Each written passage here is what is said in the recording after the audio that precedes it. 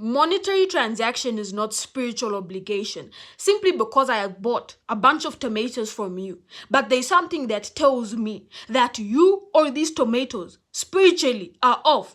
Then that doesn't mean simply because I have paid that I am obligated to now consume these tomatoes. This world, based off of its transactional nature, makes us believe that we do not have freedom, that we don't have free will, that we are obligated simply because we have paid, or simply because you've offered us something, now we must give something back. That we are obligated, even if we are not led by spirit, to give.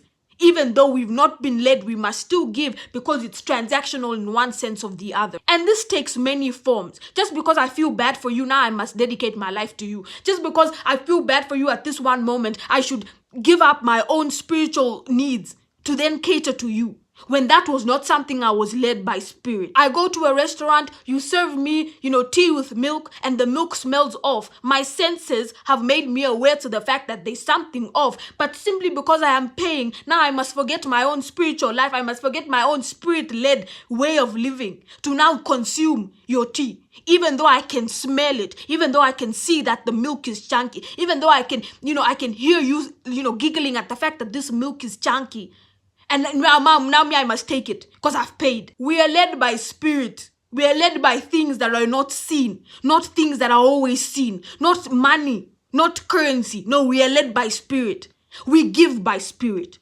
We offer things by spirit. You counsel people by spirit. We give knowledge by spirit, not by our own wanting. Because the thing about our own knowing is that we don't know everything.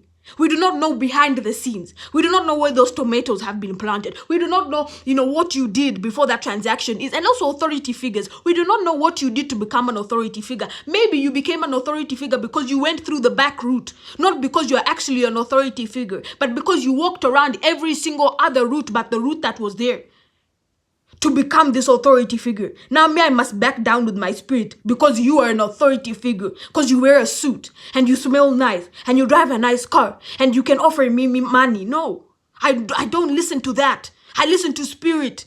Not you're the way that you look. No. Moral of the story, you can say no. Moral of the story, you can ask them to replace the drink if it doesn't smell nice. Moral of the story, you're allowed to ask for your money back. Moral of the story, you're allowed to, you're allowed to come in and say, actually, no, I've decided, I've actually made a different decision. Because we are free.